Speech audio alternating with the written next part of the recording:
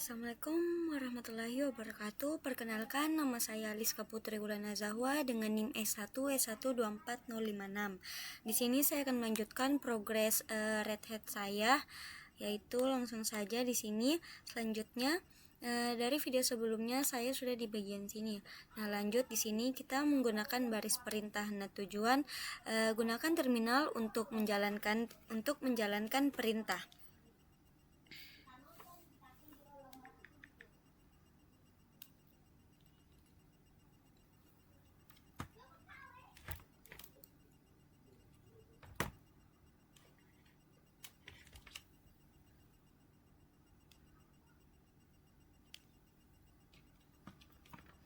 Nah, antar muka teks Linux sebelum layar menjadi umum pada komputer, output sistem operasi ditampilkan pada mesin tik otomatis yang terhubung ke komputer mainframe melalui saluran telepon komputer modern, menggunakan antarmuka teks untuk berinteraksi dengan fitur sistem.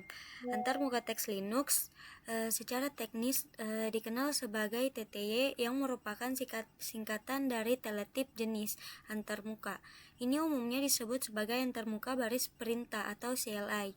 Nah, beberapa sesi login di sini Linux berjalan konsol virtual untuk memungkinkan pengguna memiliki sesi login independen.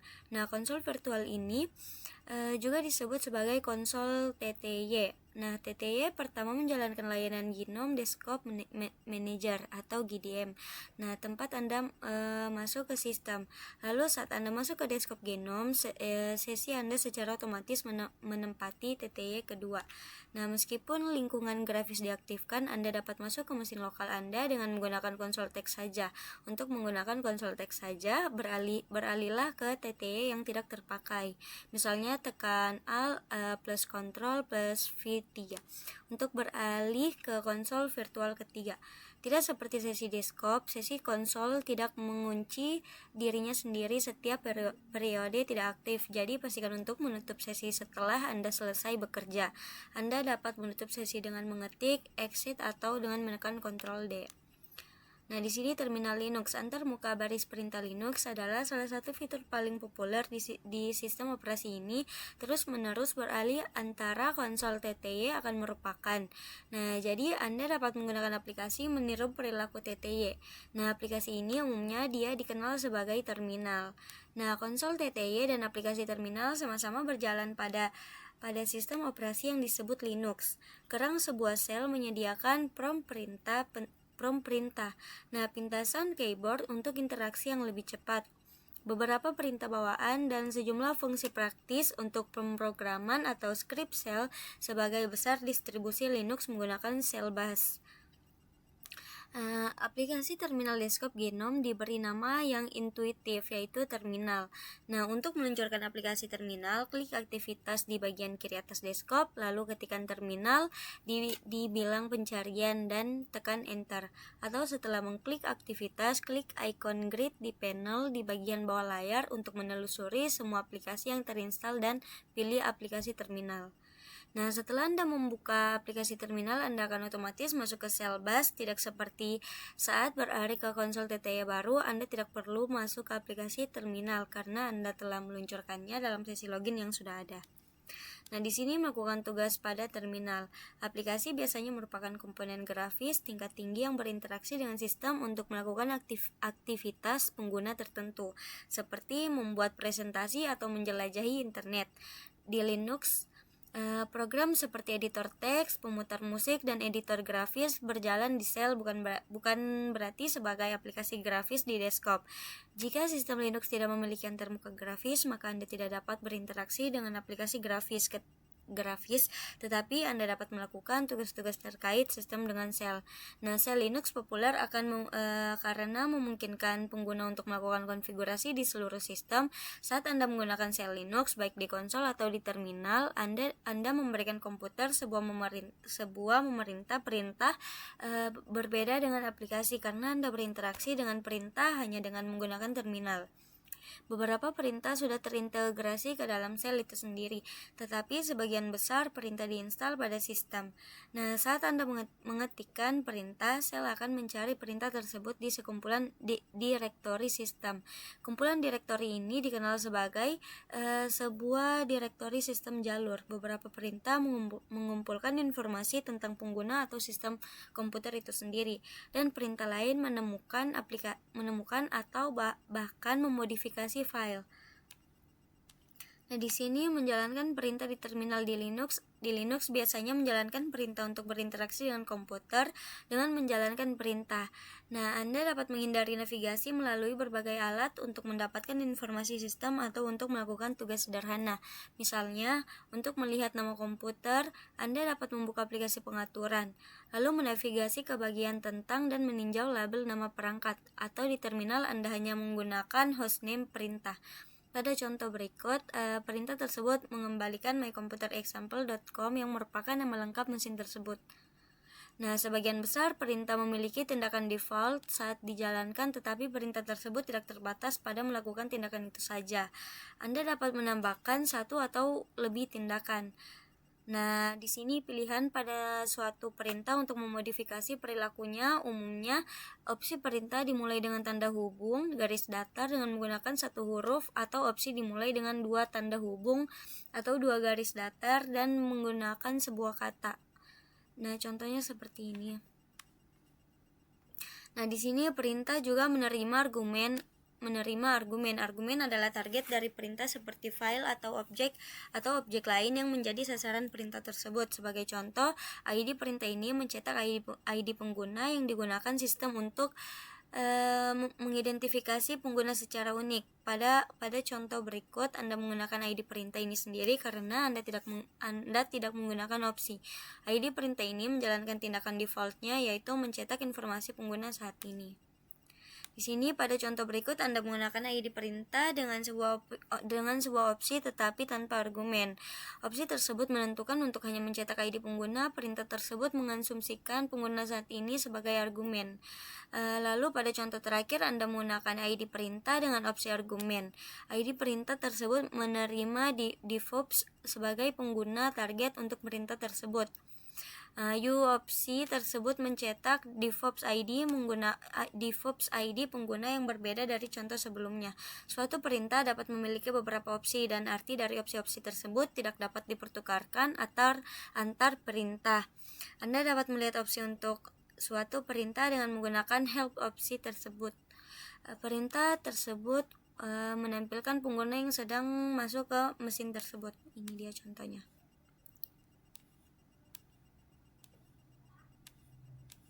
Nah, di sini ada penyelesaian tab dengan fitur penyelesaian otomatis, tab completion. Anda meminta program shell untuk menyelesaikan perintah dengan menekan tombol tab. Jika Anda telah mengetik cukup banyak karakter sehingga kata perintah cocok secara unik, maka shell akan menyelesaikan kata tersebut. Jika karakter yang Anda masukkan tidak cocok dengan perintah unik, maka shell akan menyelesaikan sebanyak mungkin karakter yang bisa diketik dan kemudian berhenti hingga Anda memberikan karakter tambahan. Menekan tab untuk kedua kalinya akan menampilkan kata-kata perintah yang cocok dengan pola yang diketik. Nah, pada contoh berikut, mengetik host dan menekan tab dua kali akan menampilkan pilihan. Saat Anda mengetik pilihan tambahan dan menekan tab lagi, shell akan menyelesaikan hostname perintah tersebut. Lanjut.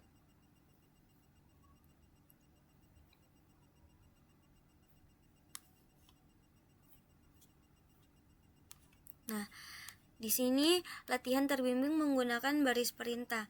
Akses sel Linux dengan menggunakan konsol virtual atau aplikasi terminal dan pelajari perintah untuk mengumpulkan informasi tentang sistem Linux. Nah, hasil masuk ke sel Linux lalu gunakan perintah non-interaktif untuk melihat informasi tentang sistem Linux, lalu mengubah kata sandi pengguna.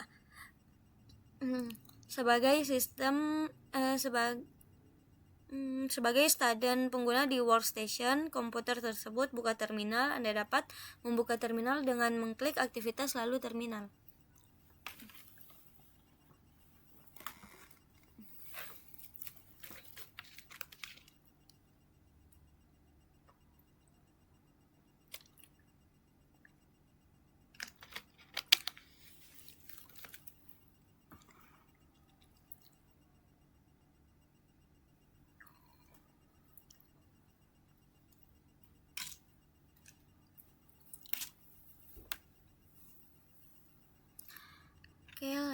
lanjut. Pada baris perintah, gunakan lab perintah berikut untuk mempersiapkan sistem Anda untuk latihan dan untuk memastikan bahwa semua sumber daya yang dibutuhkan itu tersedia. Berikut ini contoh dan instruksinya. Di sini lihat informasi tentang sesi login Anda, lalu lihat tanggal, waktu, dan zona waktu saat ini. Nah, di sini lihat nama mesin, tinjau informasi tentang sistem operasi, kernel, dan perangkat keras. Gunakan fitur penyelesaian otomatis atau tab completion untuk menjalankan hostname perintah.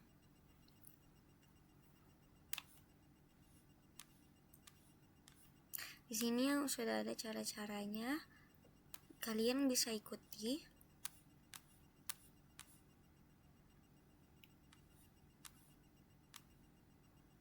Lalu di sini ada uji kata sandi baru dengan menutup sesi dan juga masuk kembali. Lalu yang terakhir ada tutup sesi konsol virtual dan kembali ke sesi desktop. Nah, pada workstation mesin menggunakan lab perintah untuk menyelesaikan latihan ini. Langkah ini penting untuk memastikan bahwa sumber daya dari latihan sebelumnya tidak memengaruhi latihan yang akan datang.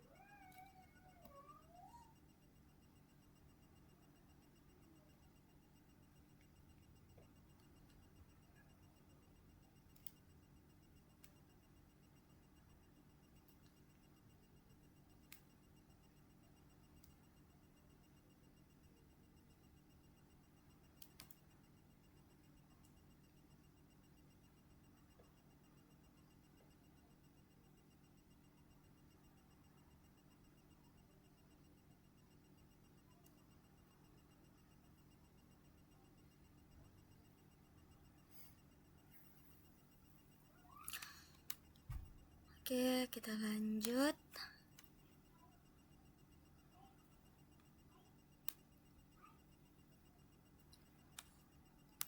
Nah, di sini ada ringkasan. Linux mendukung banyak pengguna secara bersamaan. Setiap pengguna memiliki direktori home pribadi. Nah, Linux memiliki akun administratif yang diwakili oleh root pengguna. Pengguna ini tidak dimaksudkan untuk penggunaan reguler karena tidak memiliki batasan dalam memodifikasi atau bahkan menghapus konfigurasi sistem yang penting. Nah, di beberapa lingkungan seperti virtualisasi atau komputasi awan, komputer tidak memiliki antarmuka grafis. Anda dapat berinteraksi dengan Linux menggunakan antarmuka grafis atau antarmuka baris perintah. Lalu yang keempat, GNOME adalah lingkungan grafis bawaan di banyak sistem Linux. GNOME menyediakan sistem jendela yang mirip dengan banyak komputer desktop. Yang kelima adalah Cockpit, adalah antarmuka web yang dapat Anda gunakan dari jarak jauh untuk menanyakan spesifikasi sistem dan bahkan menjalankan perintah. Cockpit menggunakan modul untuk berinteraksi dengan sistem operasi yang mendasarinya.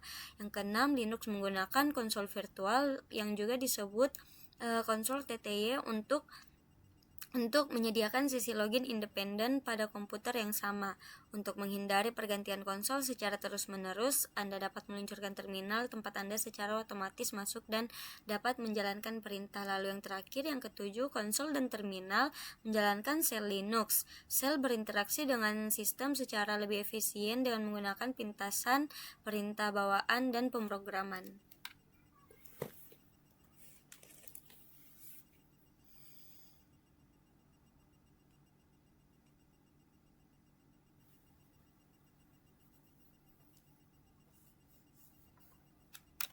Oke, kita lanjut.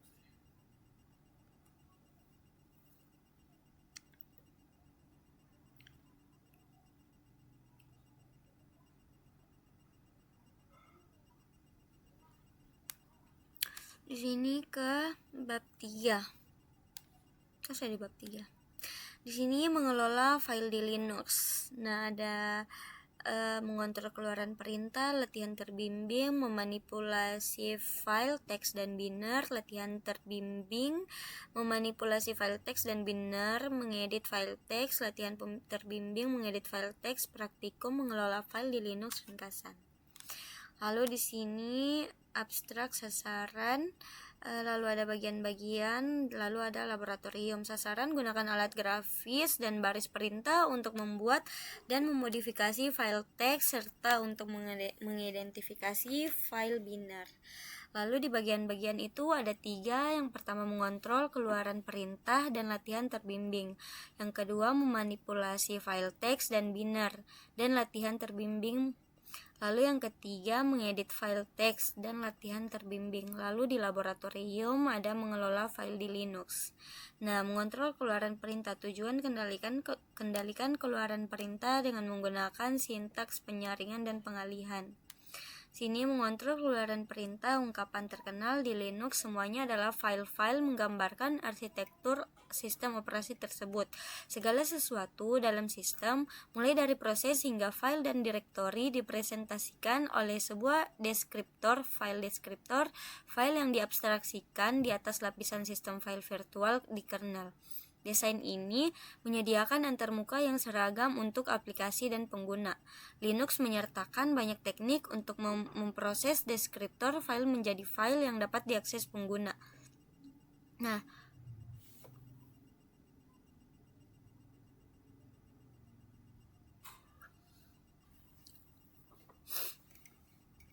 salah satu teknik tersebut adalah pengalihan input dan output. Saat Anda membuka terminal, sistem menerima input dari keyboard Anda dan mengirimkan output program serta kesalahan ke layar. Pengiriman output menggunakan 3 aliran input, 3 aliran input output yang berbeda yang disebut masukan standar, keluaran standar, dan kesalahan standar di Linux. Aliran ini terbuka untuk setiap program saat program dimulai.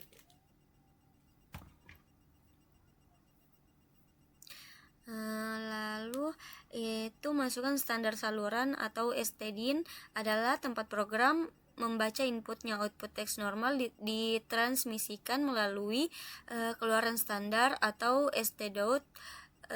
Pesan kesalahan yang mungkin dihasilkan oleh suatu program dikirimkan melalui kesalahan standar atau stdar. Saluran-saluran ini mewakili aliran data antara terminal program dan file, dan Anda memiliki kendali penuh atas bagaimana data tersebut mengalir. Shell menawarkan mekanisme untuk mengalihkan aliran data saat sebuah perintah dieksekusi. Nah, akibatnya Shell mungkin membaca dari file alih-alih menerima input interaktif dari pengguna, atau program mungkin mengabaikan pesan kesalahan yang Anda anggap tidak membantu. Di sini menggunakan input standar untuk perintah. Saat Anda memasukkan perintah pada baris perintah, Anda memberitahu Shell program mana yang dijalankan. Penerjemah perintah menerima input interaktif dari pengguna dan menjalankan program. Nah, terkadang sebuah perintah itu memerlukan argumen yang menunjukkan objek yang akan dimanipulasi, seperti file yang ingin Anda referensikan atau ubah, misalnya saat Anda menggunakan cat perintah tersebut. Nah, Anda dapat menentukan file sebagai argumen tersebut. Nah, Anda juga dapat memberikan opsi perintah untuk menyesuaikan perilaku program. Misalnya, saat Anda menggunakan number opsi dengan cat perintah tersebut, cat perintah akan menambahkan nomor baris ke setiap baris file yang sedang Anda lihat. Nah, di sini beberapa perintah memasuki mode interaktif ketika Anda tidak memberikan argumen apapun. Dalam mode interaktif, perintah berjalan dan menunggu data melalui input standar.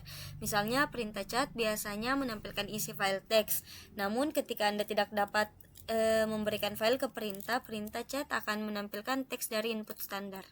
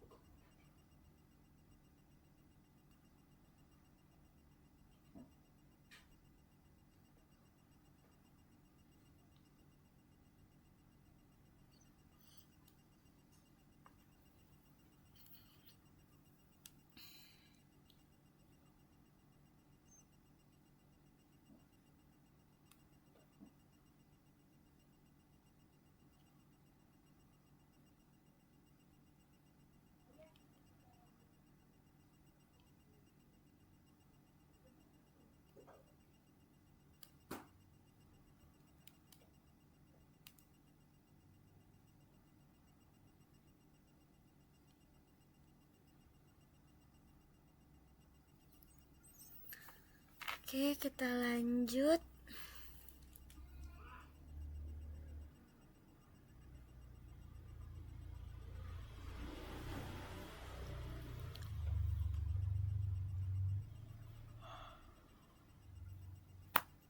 Nah, tanpa input standar, chat perintah dijalankan, tetapi tampaknya tidak melakukan apapun.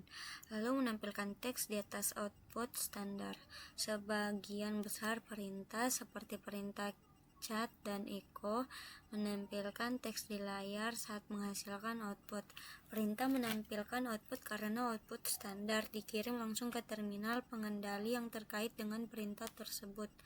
Mengalihkan keluaran standar, Anda dapat mengubah tujuan output standar dengan menggunakan pengalihan. Sebagai contoh, Anda dapat mengalihkan output standar ke dalam sebuah file dengan menggunakan simbol lebih besar dari terus satu simbol lebih besar dari akan mengganti semua teks dalam file dengan data yang dikirim ke output standar.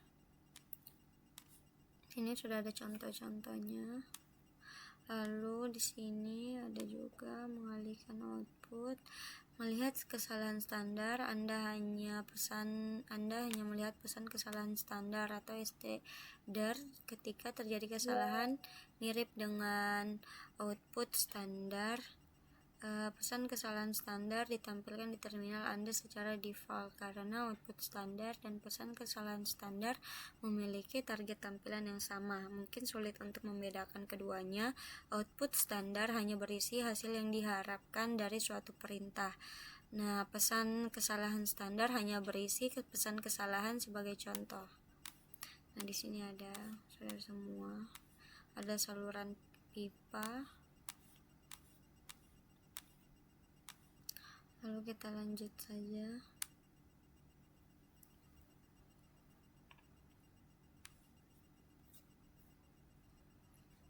Di sini sudah ada hasil jalankan perintah sama seperti tadi. Jalankan perintah non interaktif dan perintah interaktif.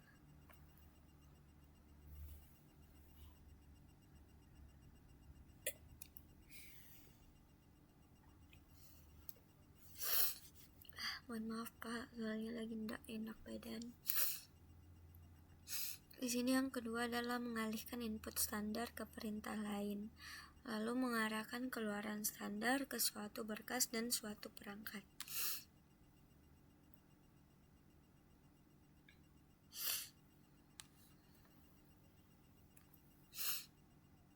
Di sini sudah ada contoh-contohnya, ada instruksinya, bisa kita ikuti dari sini.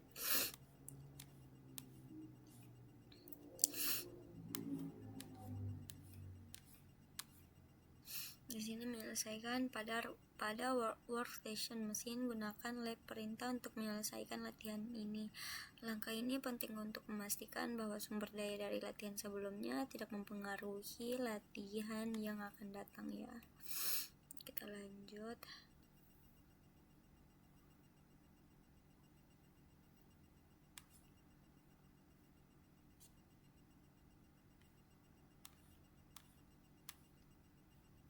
Di sini memanipulasi file teks dan binar. Tujuannya bedakan antara file teks dan file binar. Nah, gambaran umum file teks dan binar. Linux mendukung berbagai jenis berkas seperti direktori berkas biasa, berkas pipa, dan berkas soket. Kursus ini berfokus pada direktori dan berkas biasa yang merupakan jenis berkas yang paling sering digunakan oleh pengguna biasa. Berkas regular file tersebut berupa file teks atau file binar. Meskipun semua file disimpan dalam sistem sebagai serangkaian byte, file teks dan file binar diinterpretasikan secara berbeda. Berkas teks ikuti skema pengkodean karakter standar dengan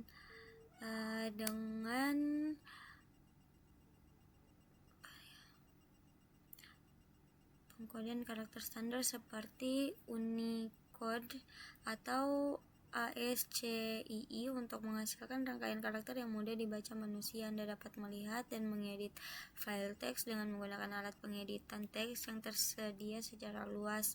File binner berisi konten terstruktur yang tidak terbatas pada set karakter yang dapat dibaca. File binner meliputi disusun program yang dapat dieksekusi dan format berkas lainnya yang hanya dapat ditafsirkan oleh program yang mendukung format tersebut. Ini ada daftar filenya seperti ini. Untuk melihat informasi perintah dan pilihan yang tersedia, gunakan help opsi dengan perintah. Lalu di sini ada contohnya, karakternya. Ada semua di sini. Lalu di sini ada file tersembunyi, kalian bisa lihat di bagian sini.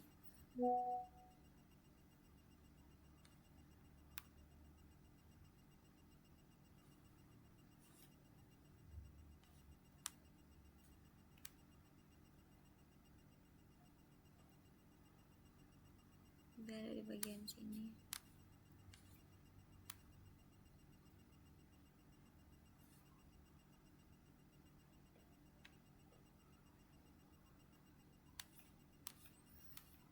Nah, di sini ada mengidentifikasi file.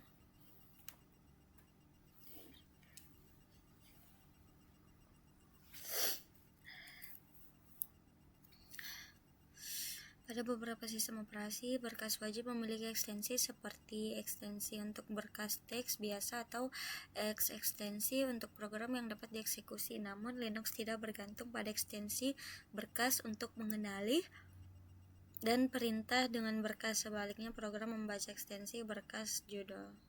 Header berkas adalah sejumlah baris yang tidak spesifik di bagian atas berkas yang berfungsi sebagai kode. Kode ini dikenal sebagai angka ajaib dari sebuah file. Kode ini dibandingkan secara internal dengan database pola ajaib untuk membantu menentukan jenis berkas. Anda dapat menggunakan file perintah ini untuk melakukan uji coba yang diperlukan dan mendeteksi jenis serta format berkas. Ada di sini berkas teks, melihat file teks, sudah ada semua di sini. Berkas binner. Di sini cara melihat file binner. Kita lanjut saja.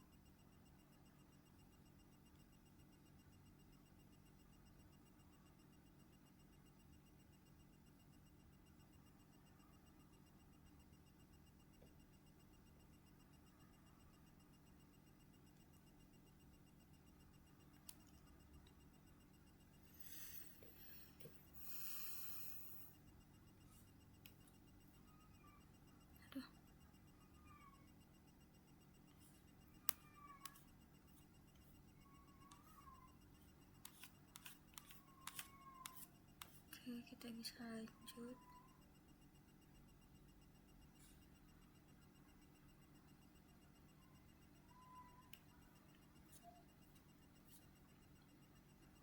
Lalu di sini ada mengedit file. Tujuan gunakan baris perintah dan editor grafis untuk memodifikasi file teks. Editor teks Linux Red Hat Enterprise Linux menyertakan banyak editor teks dalam repositori perangkat lunaknya yang Anda dapat gunakan untuk melihat dan memodifikasi berkas teks, termasuk berkas teks biasa. Nah, berkas teks biasa tidak berisi format font, gaya khusus, atau header berkas. Contoh file teks biasa meliputi file konfigurasi atau kode sumber pada beberapa sistem operasi. File teks biasa diidentifikasi dengan ekstensi. Di Linux, Anda tidak perlu menentukan ekstensi pada nama file untuk mengidentifikasinya sebagai file teks. Ini sudah ada contohnya.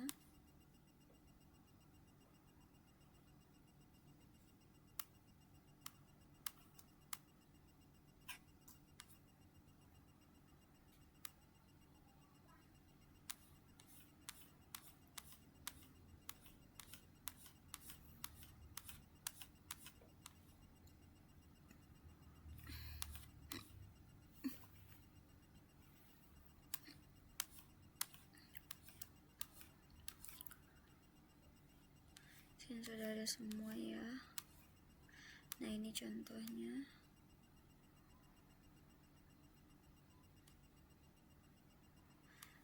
Di sini ada $vim file name,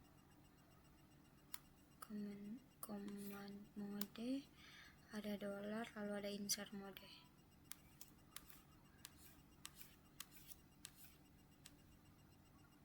Oke. Kayaknya karena saya juga agak kurang enak badan, progres saya selesaikan sampai di sini dulu. Mohon maaf bila ada salah kata atau ada yang tidak dimengerti. Saya pamit.